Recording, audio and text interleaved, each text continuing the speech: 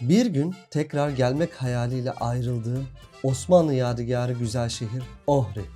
Makedonya gezi serimiz Ohri, Kalkandelen, Sutruga ve Resne ile devam ediyor.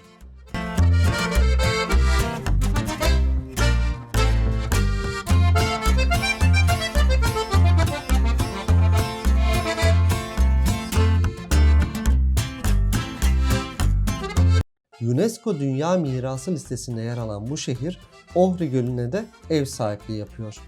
Tarihte Bulgar İmparatorluğu'na da başkentlik yapmış olan Ohri, 1395-1912 yılları arasında Osmanlı İmparatorluğu'nun bir parçası olmuş.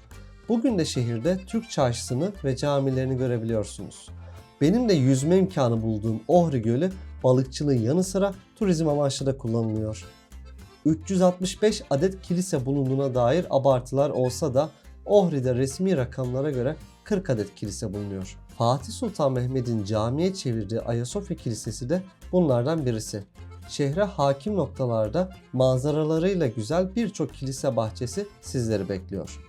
Türk Çarşısı'nın girişindeki Ali Paşa Camii ve tekkesi de Osmanlı yadigarı eserlerden. Roma dönemi amfiteyatronun da bulunduğu şehrin yüksek bir noktasında Büyük Bulgar İmparatoru Çar Samuel'in yaptırdığı devasa bir kale yer alıyor. 12. ve 13. yüzyıldan kalma Bizans dönemi kiliseleri de şehrin bir diğer tepesine kurulmuş durumda. Selanik'te doğdukları için Yunanların, Ohri'de çalışmalarını yürüttükleri için Makedonyalıların ve idareleri altında Kiril alfabesini hazırladıkları için Bulgarların sahiplendiği Slav alfabesinin kurucusu kabul edilen misyonerler Kiril ve Metodios'un heykelleri de göl kenarına yer alıyor. Bugün Ortodoks Kilisesi'nin idari binası olarak kullanılan dönemin Osmanlı vilayet binası da tepede yer alan yapılar arasında. Şehrin sivil mimarisinde Osmanlı esintisi devam ediyor. Ohri'yi de bu kadar güzel yapan ana unsurlardan biri Safranbolu evlerine de benzetilen tarihi evleri. Makedonların da hakkını vermek lazım. Evlerin birçoğunu restore etmişler. Oldukça büyük bir alana yayılmış olan bu evlerde bir takım butik müzelerde bulunuyor. Ohri'nin sokaklarını dolaşmak dahi oldukça keyifli. Osmanlı devrinde İttihat ve Terakki'nin örgütlendiği merkezi bölge olan Makedonya içerisinde Manastır, Resne ve Ohri ayrı bir öneme sahip. Resne durağımızda bununla ilgili bir hikaye anlatacağız.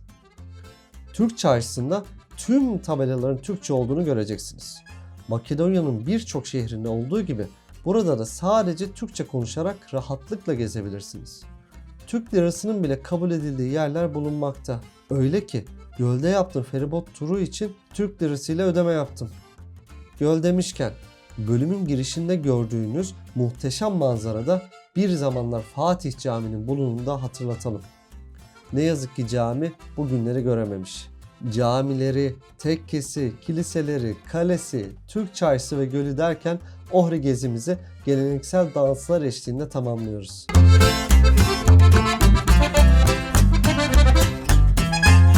Osmanlı İmparatorluğu'nun bölgeden ayrılmasıyla birlikte her ne kadar Tetova denilmeye başlansa da biz bu şehri Kalkandelen olarak isimlendirmeye devam ediyoruz.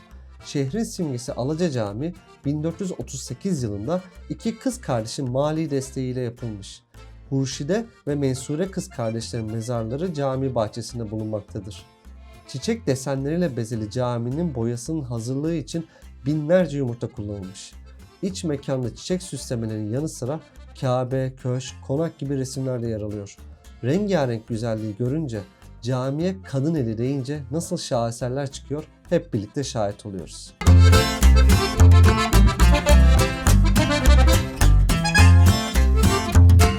Ohri Gölü'ne kıyısı bulunan ve biraz da Ohri'ye yakınlığı sebebiyle gölgede kalmış olan bir diğer şehir Sutruga.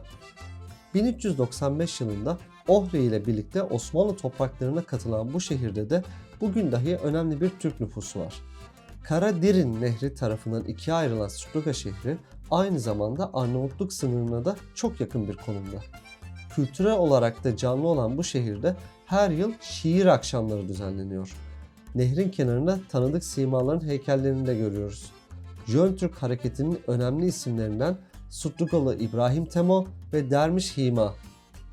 Bugün Stuttgart'ta İbrahim Temo adına bir de okul bulunmakta. Şehirde ayrıca Türk nüfusun cenaze işleri için aktif kullanımda olan bir de mezarlık var.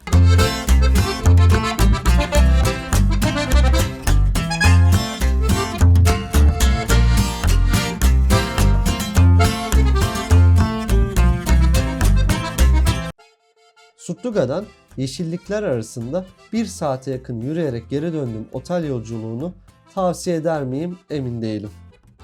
Ne şehittir ne gazi. Pisi pisine gitti Niyazi. Ben size Osmanlı subayı Resne'nin Niyazi'nin ilginç hikayesini anlatırken sizleri Resne sokaklarıyla baş başa bırakıyorum. Birazdan Resne'nin Niyazi'nin evi karşımıza çıkacak. İttihat ve Terakki'nin önde gelen isimlerinden ve 2. Meşrutiyet'in mimarlarından olan Resne'nin Niyazi Bey emekli olup memleketi Resne'ye yerleşir. Balkan Savaşları esnasında da memleketini korumak için askeri birliklerde yer alır. Savaşın bitiminde Makedonya'nın da elden çıkmasıyla birlikte Niyazi Bey İstanbul'a gitmek üzere yola çıkar. Onca savaş görmüş olan Niyazi Bey, Arnavutluğun Avlonya limanında gemiyi beklerken 7-8 kişi arasında çıkan çatışmanın ortasında kalır ve sırtından vurularak ölür. Bu sebepsiz ölümü sonrasında hepimizin bildiği o ünlü söz dilden dile dolaşır. Ne şehittir ne gazi. Pisi pisine gitti Niyazi.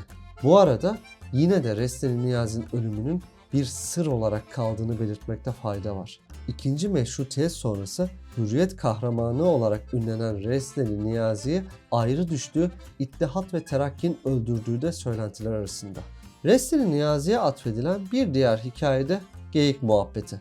1908'de İkinci Meşrutiyet için başlatılan isyanın Resne ayağını yöneten Niyazi Bey yanına 3 askerini de alarak acıkan birliği için dağa ava çıkar. Dağda karşılarına geyiğin güzelliğinden etkilenen Resne'nin Niyazi hayvana kıyamaz ve askerine vur emrini veremez. Geyiği de sahiplenerek kendine arkadaş edinir. Geyiği o günden sonra yanından ayırmayan Resne'nin Niyazi 31 Mart ayaklanmasını bastırmak için katıldığı harekat ordusunda dahi geyiğiyle birliktedir. Geyikle olan boy boy fotoğraflarını da her yere dağıtan Resne'nin Niyazi'nin muhabbetinden geyik eksik olmaz. Bu sebeple bugün dahi sonu bir yere varmayacak boş muhabbetlere geyik muhabbeti denilir.